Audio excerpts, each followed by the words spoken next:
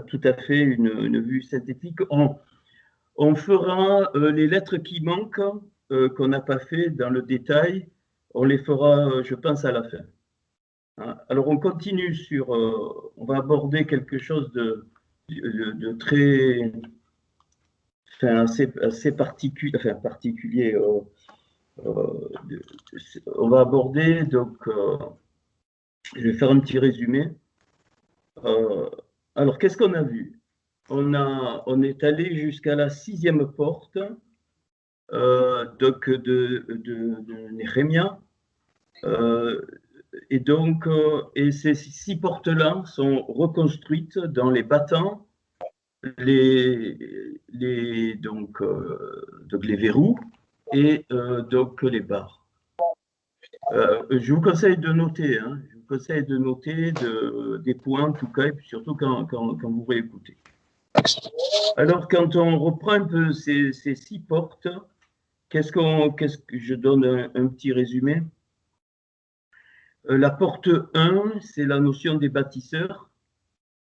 C'est la porte du Hatson, hein, du troupeau. Donc,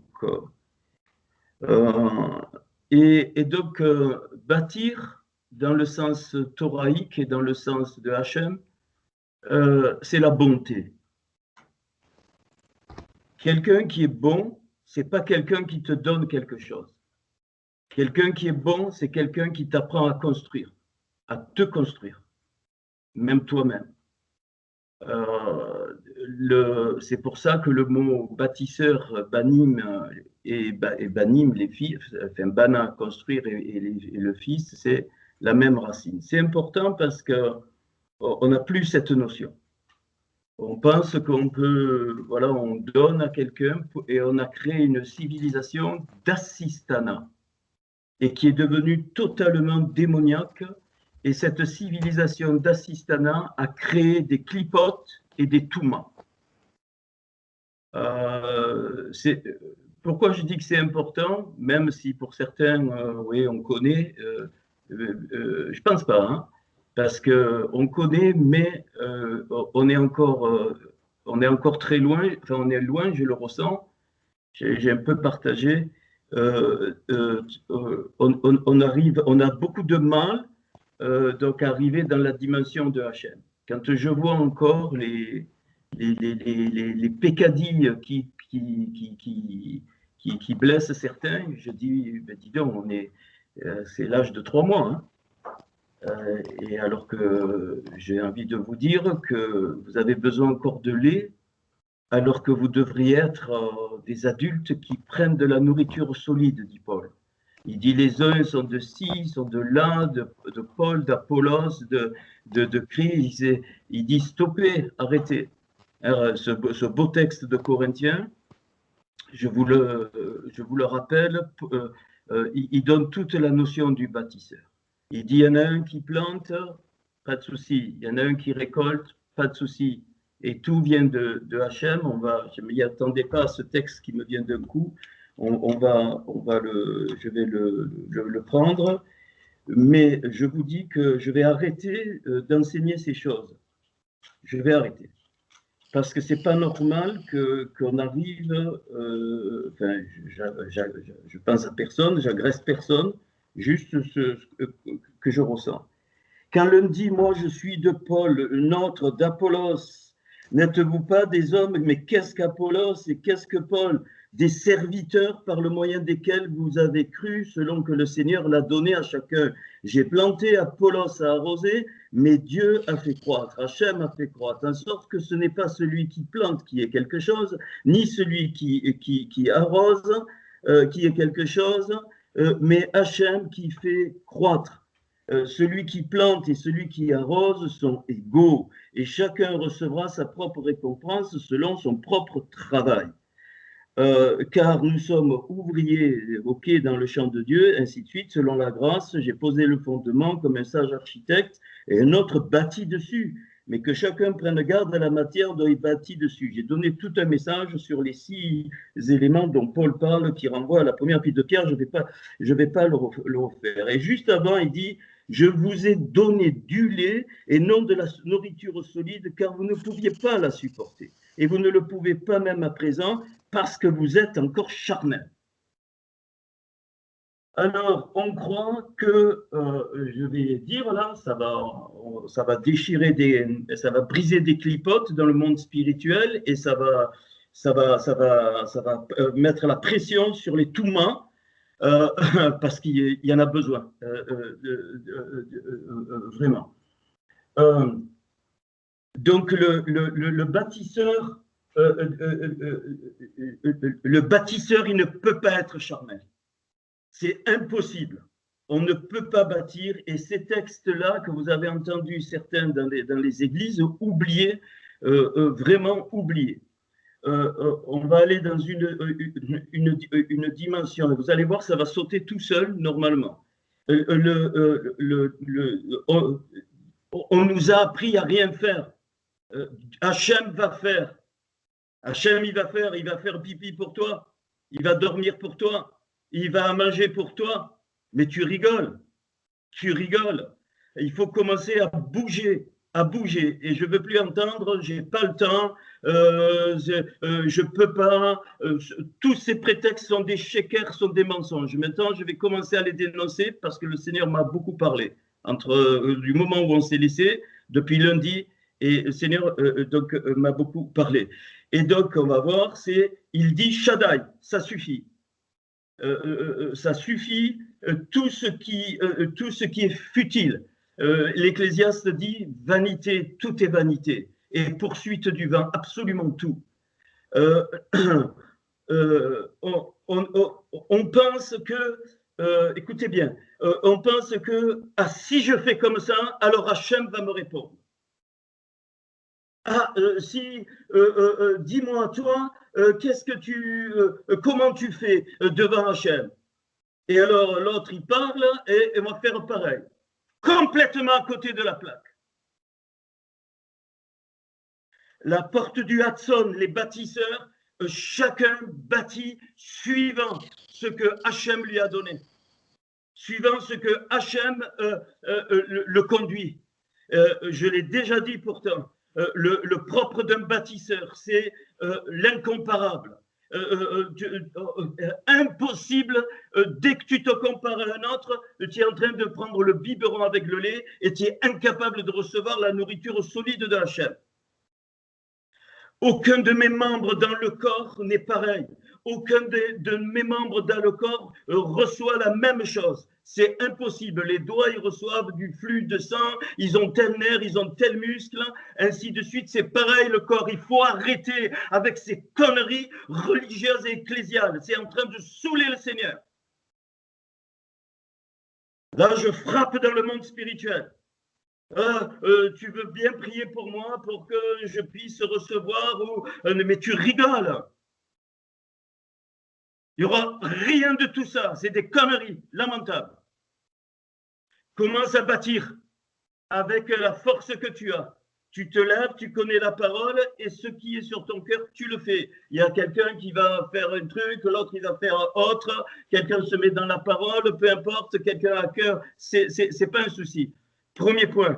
Et c'est pour ça que Paul, il dit non mais arrêtez, ça suffit, moi je suis de Paul, d'Apollos, alors ok, ça c'est du mimétisme, c'est de l'infantilisme débile, complet, et qui entraîne que la stérilité et des dégâts parce que c'est la chair, c'est-à-dire c'est la volonté. Et on va voir, ça c'est alors je parle de ça, ça s'ouvre au fur et à mesure, là les 6 premières portes, les 6 premières portes sont destinées à briser les clipotes. Et les 6 suivantes qui sont un pendant, qui sont le correspondant, comme il y a eu les 6 jours de la création, et puis il y a eu 3 en correspondance, il y a ces 6 portes sont destinées à déchirer les clipotes, et les 6 suivantes qu'on va aborder aujourd'hui, qui font un pendant avec ces 6 portes initiales, eh bien, sont destinées à déboucher. C'est pas le Seigneur qui enlève les clipotes, c'est pas le Seigneur qui te débouche. Non seulement c'est une prise de position, mais c'est un va-et-dessous, même sans comprendre, pas de faire n'importe quoi, j'ai pas dit ça du tout. Hein, j'ai dit, et je le redis, quand tu vas travailler, quand tu manges, quand tu es avec ton mari, avec tes enfants, quand tu vas voir tes parents, ainsi de suite, tout ça, ça fait partie de la construction, bien-aimé. Ok. Donc, on va pas, hein, tu ne peux pas prier pour moi que la clipote s'en aille. Hors de question. À partir du moment, écoute bien, à partir du moment, le problème, un des problèmes fondamentaux, c'est en fait, on n'accepte pas les voix de Hachem. Excusez-moi, on dit oui, machin. Parce que si on acceptait les voix de Hachem, on n'irait même pas poser une question à l'autre pour savoir comment il fait.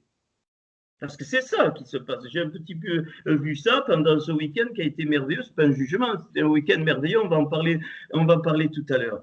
Il faut sortir de là. Moi, je sais faire des équations en maths. Je comprends la physique quantique. Je connais la musique, ainsi de suite. Mais tu me demandes de faire la cuisine, je ne peux pas. Même si, bien sûr, et donc, on a tous une façon différente de vivre dans tous les domaines, quels qu'ils soient. Mais ça, j'ai envie de hurler tellement c'est fort à moi. Mais physiquement, tu acceptes que tu es différent de l'autre. Il y en a qui sont petits, il y en a qui sont gros, il y en a qui sont plus grands, il y en a qui sont tachés de rousseur, il y en a qui sont roux, il y en a qui sont noirs, il y en a qui sont verts, il y en a qui sont bleus, il y en a qui sont oranges. Il ne te viendrait pas à l'idée de prier, excuse-moi, c'est bêtise, pour avoir le corps de ton frère ou de ta sœur parce qu'il te plaît, ou son âme. Tu es tel que tu es. Et donc, là, eh bien, le vrai bâtisseur donc, va aller dans les domaines qu'il connaît, dans ses charismes, et ne me saoule pas en disant, moi, je ne sais pas, tu attends quoi? D'entendre une voix du Seigneur? Tu n'entendras pas de voix du Seigneur. Je vais t'expliquer. Parce que quand tu commences dans cette dimension, les clipotes, elles se déchirent toutes seules. Les écorces, elles tombent. Il y a un phénomène psychologique que quand tu es occupé, c'est pour ça qu'il a dit, la bonté, c'est rendre un homme libre. Comment tu rends un homme libre? Tu le rends en lui disant de travailler pour être indépendant, pas individualiste, rien à voir, indépendant.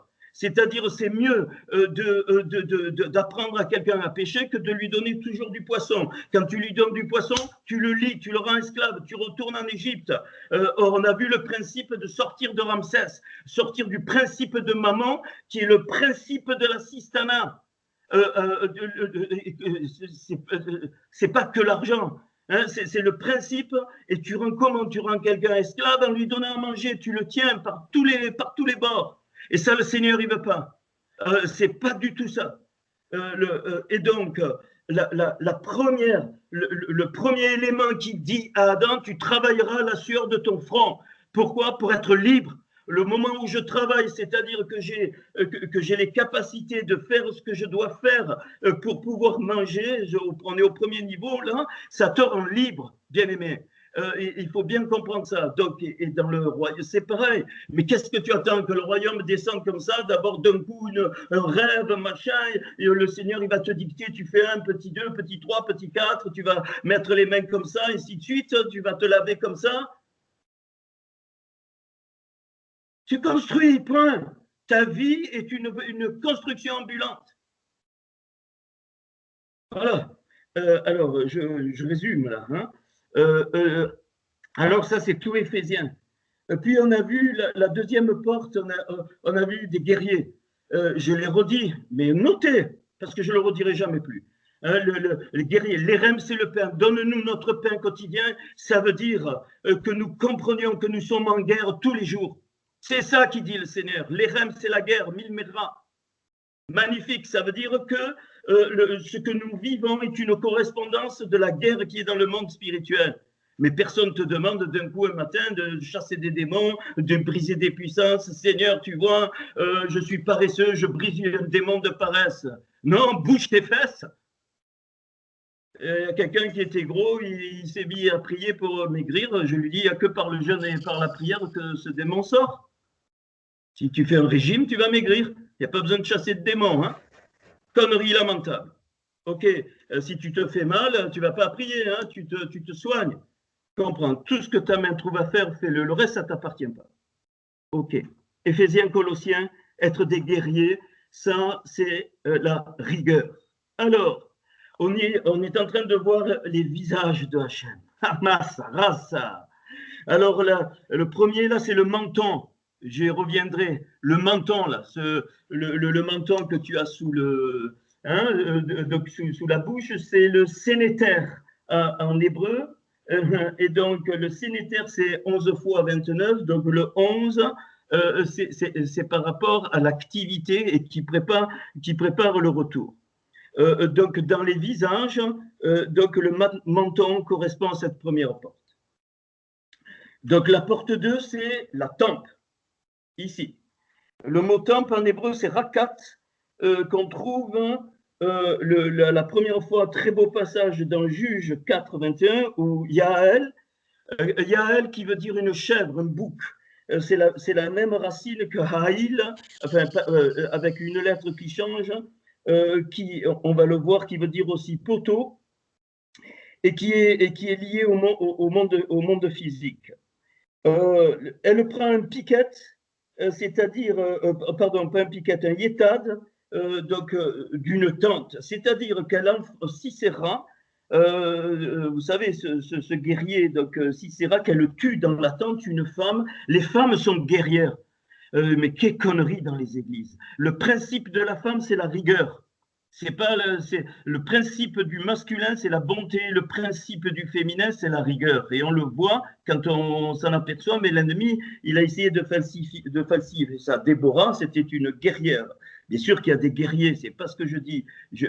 Mais la femme représente la guerre et l'homme représente la bonté.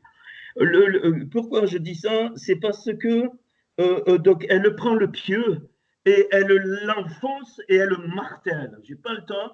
Dans le texte hébreu, elle dit qu'elle martèle. C'est-à-dire que nous devons persévérer, comme Yosef. Tu tombes, tu te relèves. Tu as des difficultés, tu te bats. Arrête de prier dans les difficultés. Tu as besoin de trouver un travail, on va dans le concret. J'aime pas aller dans le concret, mais je suis obligé de le dire parce que je crois qu'il y a quelque chose qui n'est pas capté. Eh bien, tu vas au chômage, tu te bats. Tu pries pas, tu te bats. Tu arrêtes de saouler le Seigneur. Si à un moment donné, tu dois exprimer quelque chose, tu l'exprimes, hein, mais tu te bats. Ça, c'est la guerre. Et donc, c'est la tempe, une des tempes, hein, puisqu'il y a le correspondant de l'autre côté, on n'aborde qu'un pour le moment. Donc, c'est la tempe. Et le mot, donc, rakat, ça veut dire maigre, ça veut dire mince. Effectivement, la tempe, c'est l'endroit qui est très mince, mais c'est là, tu tues quelqu'un en lui détruisant la tempe. Et c'est le début des marachas, c'est-à-dire des marches avant, c'est-à-dire de la pensée. On va y venir. Donc, la tempe. Elle martèle, elle prend Sisera, elle le crevure. Elle n'a pas prié pour qu'il envoie des anges. Elle l'a détruit. Donc, tu détruis tout ce qui est, tout ce qui t'empêche de mener la guerre. Et mener la guerre, c'est plein de sens. C'est pas là, tu t'assois et puis tu lis les puissances. Il faut arrêter avec ça. Si à un moment donné ça descend, tu conduis à le faire, c'est autre chose. C'est-à-dire que le Seigneur va concrétiser ce qui se passe dans le monde spirituel et dans le monde des anges. Il va te dire, tu fais comme ça parce que ça va asseoir la corrélation de la victoire dans le ciel sur la terre. Ce que dit le Seigneur dans le Tite et Palalou, que ta volonté soit faite sur la terre comme elle est faite au ciel. C'est tout. Mais s'il n'y a rien, il n'y a rien à faire. Tu te lèves pas un matin et tu vas combattre des puissances de franc-maçonnerie, des lignelés. Je sais, moi, ce que j'ai entendu à l'époque, je ne dis pas que c'est négatif, je dis que la guerre, c'est pas ça. La guerre, c'est ton pain quotidien, c'est-à-dire tu te bats. Tu te bats contre les difficultés, tu te bats, tu te réjouis dans les bénédictions.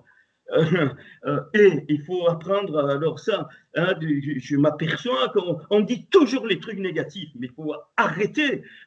Quand on parle d'une personne, pardon, toujours, alors si c'est cet esprit français, il faut qu'il déménage cette bêtise. On doit voir toujours ce que Hachem a mis dans l'autre. Ça, c'est la vraie guerre. À partir du moment où je vois ce que Hachem a mis dans l'autre, alors je suis heureux pour lui, pour elle, mais pour tout le corps aussi. Il y a un individualisme forcené, je m'en suis aperçu, mais forcené, moi et moi. Il faut que ça pète, ce truc. C'est l'inverse de la nature de Hachem. L'inverse, je ne vais pas encore, parce que j'ai beaucoup de... Hein, tu aimeras le Seigneur ton Dieu, pardon, ok, et ton prochain comme toi-même, on passe vite, hein, machin, c'est bon, et puis ici, puis on se pleurniche, on fait des trucs, mais ça suffit, je vous dis.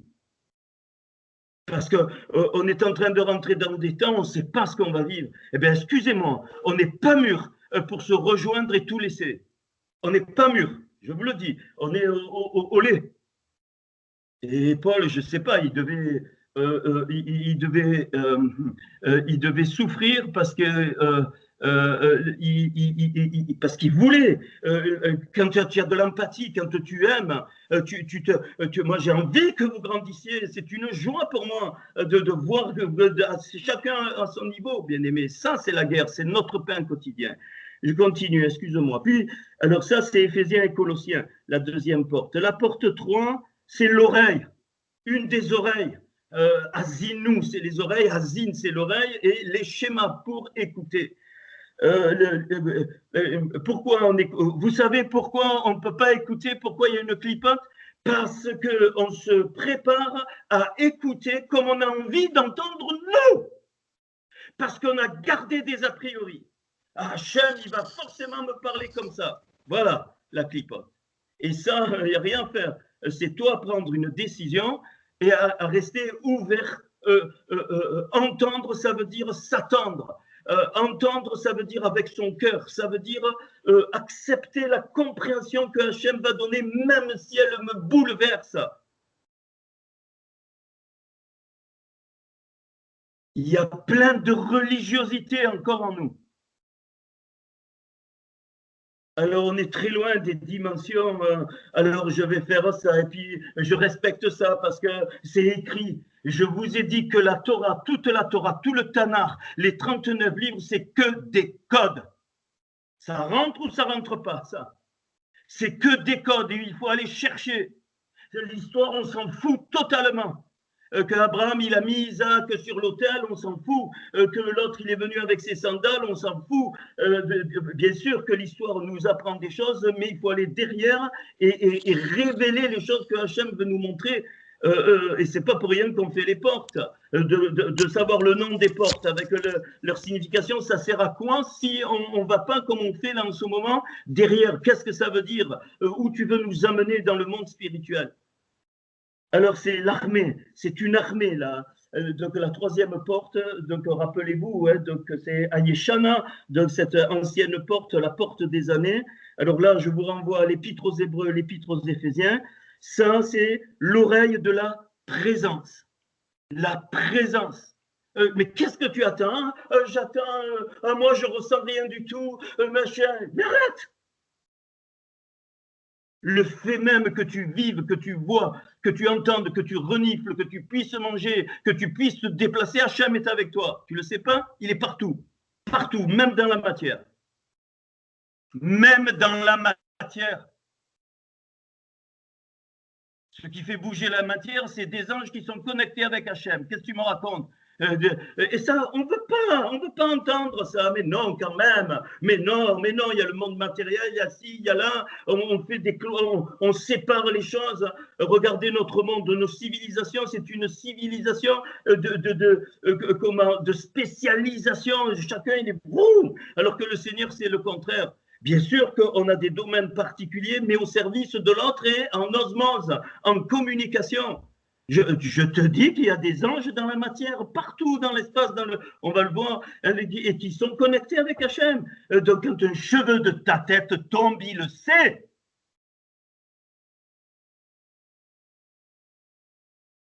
Et peut-être on s'est un petit peu endormi ces derniers temps, et on revient au truc. Et donc ça, c'est donc cette armée, donc c'est la porte de la présence, c'est une oreille, donc qui l'oreille, donc Asinou, hein, enfin les oreilles Asinou, mais Azin, donc l'oreille, donc elle est faite donc pour entendre la lumière de Hachem. Je dis bien entendre la lumière de Hachem au travers des mots. Donc ça, c'est la porte 3. La porte 4, c'est l'œil. C'est un œil. L'œil droit ou gauche, vous mettez où vous voulez, je m'en fous, on s'en fout. Donc, c'est la tahara. C'est-à-dire voir ce que Hachem a mis en moi depuis ma naissance. Le voir avec l'œil de Hachem. Donc, la tahara. Et donc, et cette porte, donc, qui est, rappelez-vous, c'est à griller. Donc, la vallée, c'est quoi? C'est l'esprit. C'est là, on y va, mais j'aime pas parce qu'on pense marcher par l'esprit. S'il faut recevoir du Saint-Esprit et marcher. Non, non. Je pense que vous êtes tous, hein, voilà, devant le Seigneur. Donc, l'Esprit de Dieu est en toi.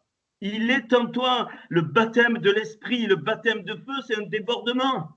Mais l'Esprit de Dieu est en toi, tu es connecté avec lui. Ou alors, c'est évident. Hein, voilà, le Seigneur, c'est pas lui qui fait, c'est toi qui t'es connecté. Lui, il fait qu'attendre tous les êtres humains pour qu'ils se connectent. C'est Galates. L'épître aux Galates est relatif à cette quatrième porte, c'est un résumé, et donc qui est la tahara, la pureté, donc l'œil. L'œil, donc voir cette étincelle en toi, la voir de la part de Hachem, ou plusieurs ou autres. Puis la porte 5, rappelez-vous, donc à Hashpot, donc la porte des cendres, la porte des pourritures, ça on a vu, c'est tout le principe de la croix qui est marqué, même dans la matière. Dans la matière, dans tout le monde physique, le monde spirituel, c'est pour ça que tout notre corps, il est basé sur le nombre d'or, parce que la croix, les proportions, c'est le nombre d'or, les arbres, tout absolument. Épître aux Romains. Et cette porte, c'est ce qu'on appelle, moi ce que j'appelle la tzaddik, c'est-à-dire la justice, hein, le tzaddik, c'est-à-dire le roc de Hachem, c'est-à-dire la loi de Hachem appliquée. Et ça, dans le visage, c'est la joue. Une des joues, la joue. Alors, donc le mot qu'on trouve dans le cantique des cantiques, hein, et le mot joue, donc c'est la joue, c'est aléri, donc ou léri, donc la joue qui est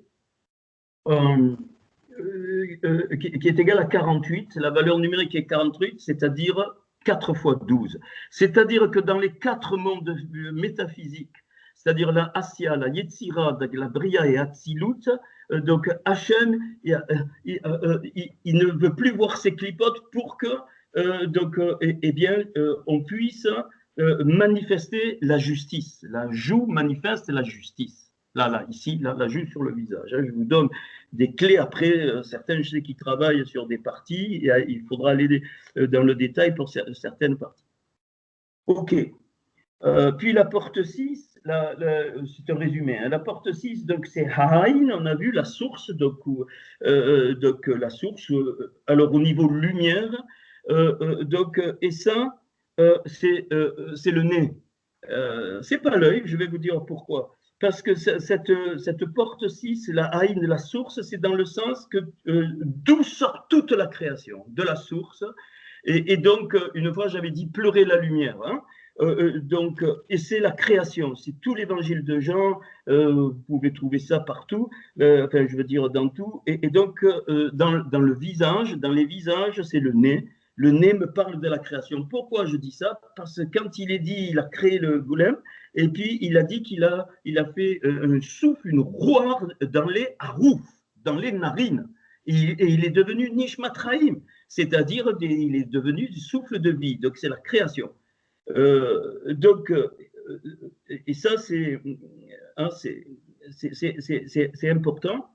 Et d'ailleurs, quand tu respires avec le nez, bien sûr, nous on respire de l'air, mais dans le monde spirituel, c'est de la lumière. Tu respires la lumière et c'est un neshama spirituel qui est inondé. Ça, c'est magnifique. Hein, voilà, et c'est pour ça que le sacrificateur, il a envoyé les kétorettes, c'est-à-dire l'encens. L'encens, c'est le plus haut niveau dans le monde spirituel. Je n'ai pas le temps de tout détailler, au niveau des anges. Hein, c'est la bonne odeur qui monte, hein, mais c'est très haut. Pourquoi? Parce que ça touche la lumière. Dans un sod, j'ai trouvé qu'il y a eu donc il y a eu 36 lumières originales à partir de la lumière essentielle. Et c'est pour ça qu'à Hanouka, quand tu allumes la première bougie le premier jour, puis deux bougies le deuxième jour, puis trois bougies le troisième jour, ça, c'est les nombres triangulaires. On va en faire un ou deux. C'est-à-dire que tu sommes 1 plus 2 plus 3 jusqu'à 8. Eh bien, ça te fait 8 fois 9 sur 2, 36. Donc, c'est les 36 lumières qui ont émané. Et 36, ça veut dire l'eau pour lui. Hein, c'est-à-dire, c'était des lumières pour lui, pour le peuple, pour le Mashiach, pour lui, pour que donc on puisse respirer la lumière. Donc, ça, c'est la porte 6. Alors, je ne sais pas si je vais... on va faire donc la porte 7 et la porte 8. Je ne sais pas si je vais faire toutes les portes en résumé parce qu'on n'a pas fait dans le détail. Donc la porte 7,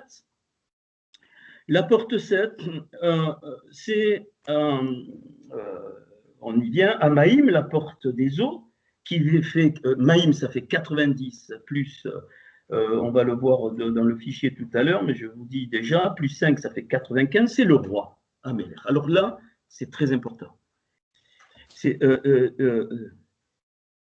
On a beaucoup de mal à le mettre roi. Parce qu'on a tous les signes du non-roi. Ou un roi falsifié au même titre que les nations. Qu'est-ce que c'est le roi? Et donc la porte 7, elle est en face de la porte 1. En face des bâtisseurs, donc il y a la royauté, la notion de royauté. Un vrai roi va gouverner des bâtisseurs, mais j'aime pas ce mot-là. C'est-à-dire, il va être dessous. Et un vrai roi, c'est comme un vrai ministère. Il est dessous et son but, c'est de faire monter tous les bâtisseurs pour que le temple soit construit, évidemment, le temple spirituel. Donc, la porte 7 est en pendant avec la porte 1. Et le vrai roi, c'est un roi, il est basé sur le Emet, sur la vérité de Hachem. Il n'en démordra pas. Le vrai roi, il n'en démordra pas. C'est pour ça que David a créé les psaumes. Alors, tu trouves cette notion, j'ai mis exprès des textes du Nouveau Testament, dans tout Matthieu, dans Timothée, hein, la notion du roi. Alors, comment? Le roi avait un sceptre ou un bâton, le mot maté. Le mot maté qui est un bâton. Et donc, alors, bon, c'est un détail, je peux vous le retrouver après. Et donc, le mot sceptre, c'était la visualisation, la marque de quelle autorité, d'où sortait l'autorité de ce roi. Et là, il faut bien comprendre, bien aimé. Et on n'y est pas. J'accuse personne, hein. Enfin, on n'y est pas. Quand dans Exode, il y a eu l'épisode du buisson ardent, et Hachem fait comprendre à Moshe, il lui fait comprendre qu'il va être le libérateur, c'est-à-dire qu'il va générer des travailleurs. C'est pas que la sortie d'Égypte. Après, on va voir dans le désert, et c'est pour ça qu'il y a les 42 étapes, mais bon, j'ai essayé d'aller doucement. Qu'est-ce qu'il voit? Il lui dit, qu'est-ce que tu as dans la main, Moïse? Un maté, un bâton. Et qu'est-ce qu'il lui dit? Il lui dit, jette-le par terre. Il le jette par terre et il devient un serpent. Et il lui dit, prends-le, koar. Comme l'arc, prends l'arc, c'est le même mot. Koar. Koar, par la queue, pas par la tête. Quand Moshe prend le serpent par la queue, qui représente aussi le Narash, représente le Mashiach, c'est les deux. C'est pour ça qu'il est dit, en parlant du Mashiach, que le serpent Shatan va te blesser les pieds, ça c'est au niveau de la croix, mais tu lui écraseras la tête. Tu lui écraseras la tête, c'est-à-dire tu écraseras toute forme d'autoritarisme qui va mettre dans les faux gouvernants et dans les faux rois. Bien aimé, il faut comprendre. Et qu'est-ce qu'il fait, Moshe? Il le prend par la queue, ça veut dire que je n'ai aucune autorité, Hachem. Je le prends par la queue, mais ça veut dire que j'accepte d'être le canal de ton autorité, simplement ton autorité qui coule au travers de moi. C'est pour ça que je le prends par la queue et non par la tête, parce que la tête, elle t'appartient. C'est toi, la tête du Mashiach, elle est dans le monde d'Atsilut, et c'est dans ta main, Hachem, et ça coule au travers de moi. Surtout, ne jamais prendre le bâton par la tête. C'est ce qu'ont fait tous les religieux. Ne me parlez plus des religieux, surtout avec ce que mon épouse m'a dit. Je ne veux plus voir une once de religiosité au milieu de vous, sinon je vais l'arracher de tout mon cœur. Dans tous les domaines. Moshe, ça veut dire qui sort de l'agneau. Je vous l'ai dit, il faut retenir, il faut noter. Messé, en égyptien, ça veut dire tirer des eaux. Mais dans l'hébreu, messé, c'est qui sort de l'agneau. C'est-à-dire, et ça, il faut comprendre, c'est d'une beauté. Rien n'est à moi. Je ne suis, je dirais même pas ma vie est à moi. Et quand Moshe, il prend le bâton par la queue, il est en train de déclarer qu'il n'a aucune autorité, il n'a absolument rien, et il n'est que le canal. Et c'est pour ça que le vrai roi, le sceptre, c'est-à-dire ce bâton, alors il est vers le haut, et la tête, elle est écrasée parce qu'elle est écrasée dans les mains de Hachem, parce que c'est comme ça que l'autorité de Hachem, elle coule. Or, on n'en est pas là. Parce qu'il y a plein de signes où on n'en est pas là. Et on veut comprendre. Et on veut faire tel truc et il arrive tel truc. J'ai envie de hurler. Tu es en train de vulgariser Hachem, de le faire descendre. Tu ne peux pas. Moi, un jour, quelqu'un m'a dit, j'ai rentré dans le Lard, c'est pas au milieu de nous. Il me dit, moi, Dieu est obligé de me répondre. J'ai dit, quoi? Mais tu es qui, toi? Dieu est obligé de te répondre parce qu'il a prié. Mais va te faire soigner. J'ai dit comme ça. Et ça a créé un clash. Et je le referai s'il fallait le faire. Pourtant, j'en ai parlé de ça. Tu dois trembler. On ne sait pas qui il est. Et donc, Moshe, il est devenu le libérateur parce qu'il a pris le bâton du bon côté. Il était dans la porte 7, cette porte de la royauté. Donc, à Maïm, l'eau, c'est ça. On va le voir. OK. Alors, je ne sais pas, peut-être à la fin, je vous fais tout le pendant, mais il faut qu'on finisse les portes. Donc, la royauté. Et puis, la porte 8, donc, la porte 8, Assoussim, les chevaux, donc la puissance. Assoussim, ici, donc on a vu ce que c'était le sous, c'est le mal du cheval dans le mal, mais dans le bien. Assoussim, c'est la puissance. Alors, je vous l'ai donné. Et puis on va faire ces deux. Donc la puissance, c'est la souveraineté.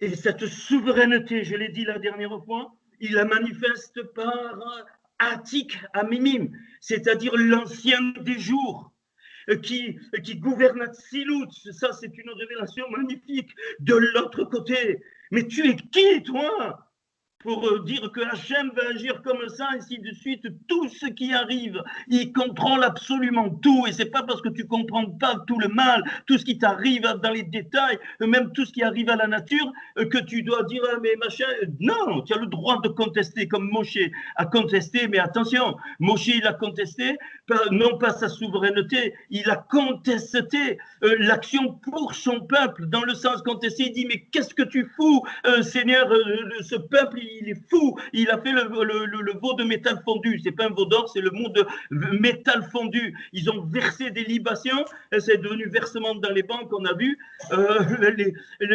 et donc il conteste, il dit fais grâce. Nous, on voit fais grâce, le Seigneur, il pardonne tout, c'est fini. Non! La grâce de Hachem va entraîner des jugements, bien-aimés. Tu auras les conséquences de tes actes. Si je te tue, eh bien, tu ne vas pas ressusciter, je te l'annonce.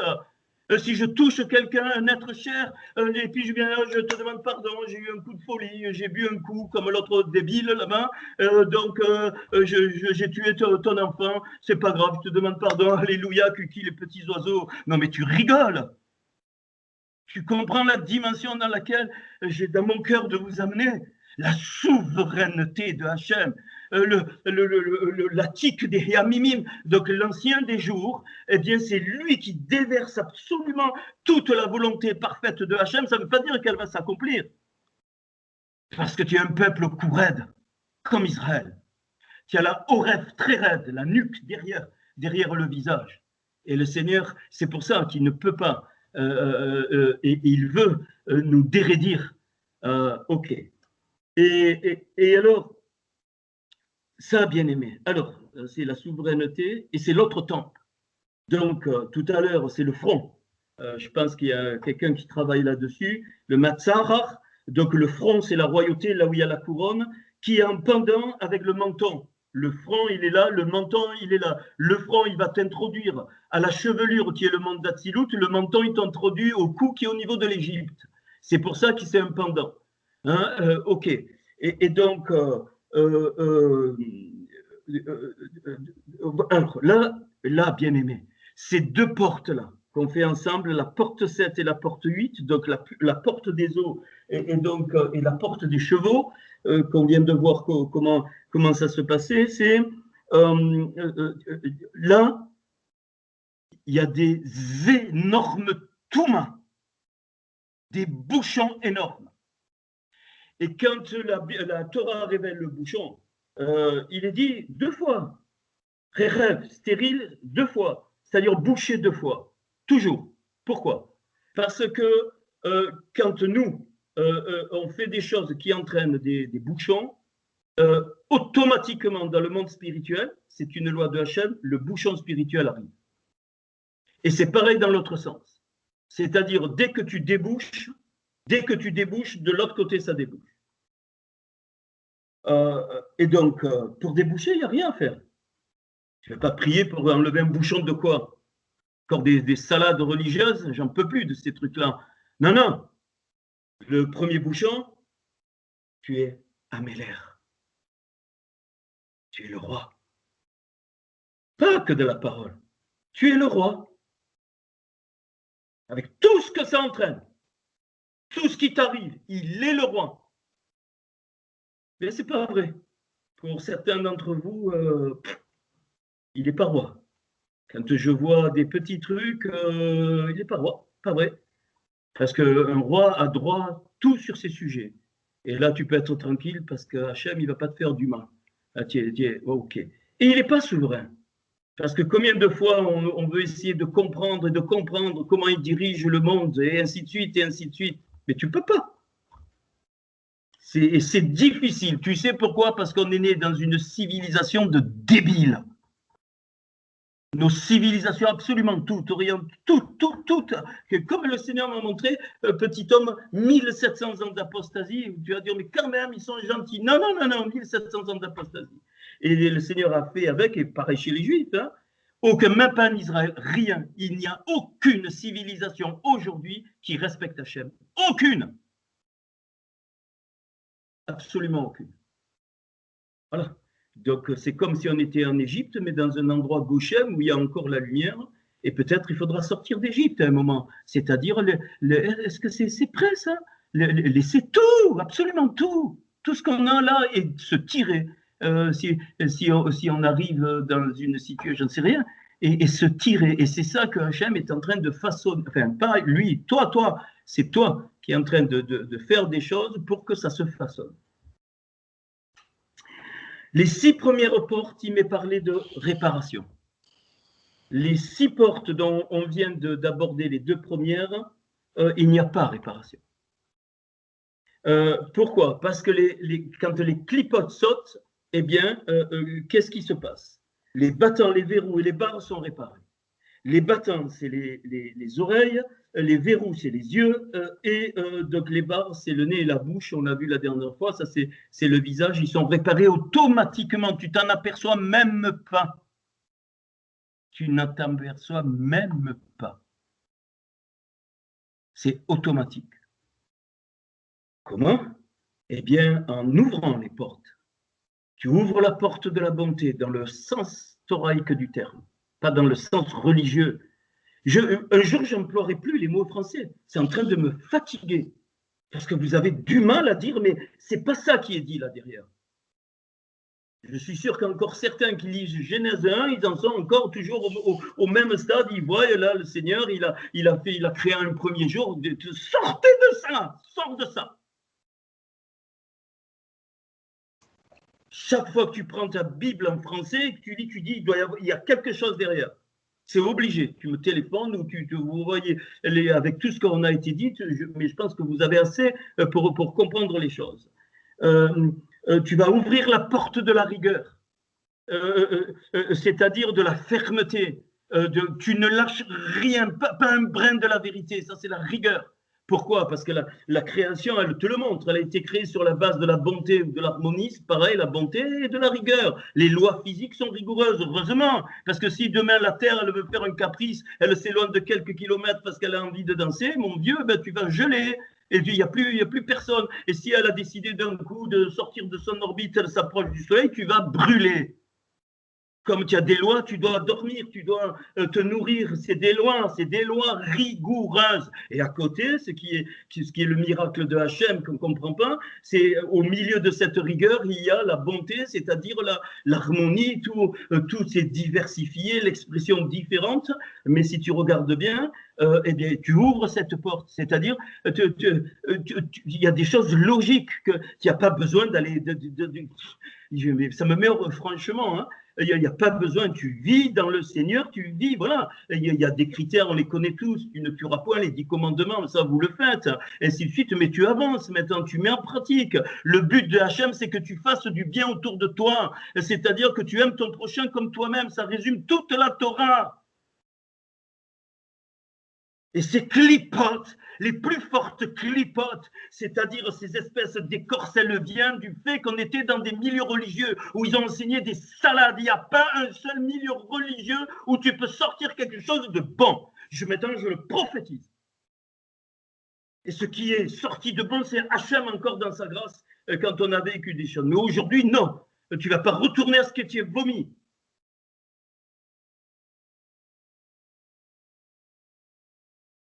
Ouvre la porte de la présence. Ça veut dire quoi? Ça veut dire tu es un guerrier, tu utilises les armes, pas dans le sens religieux. Ce que Paul a dit, on les a fait. Je ne vais pas les refaire ce soir, hein, s'il vous plaît. Quand il y en a besoin, quand il n'y en a pas besoin, vis. Ça, c'est sa présence. Tu te mets à chanter, tu te mets à danser, c'est sa présence. Sa présence, ça vient dans ton cœur. Tu n'as pas besoin ça vient, tu fais. Et ça libère des choses dans le monde matériel. La Tahara, je ne vais pas. Hein, donc, ouvre la porte de la Tahara maintenant, ça suffit. Non pas en attendant une grande révélation pour savoir l'étincelle que tu as dans ton cœur. Tu connais déjà, tu mets en pratique. Si c'est l'orthographe, tu fais l'orthographe. Si c'est les maths, tu fais les maths. Si c'est réparer un vélo, tu répares un vélo. Ça, c'est la Tahara. Tu dévoiles l'étincelle. OK. La justice.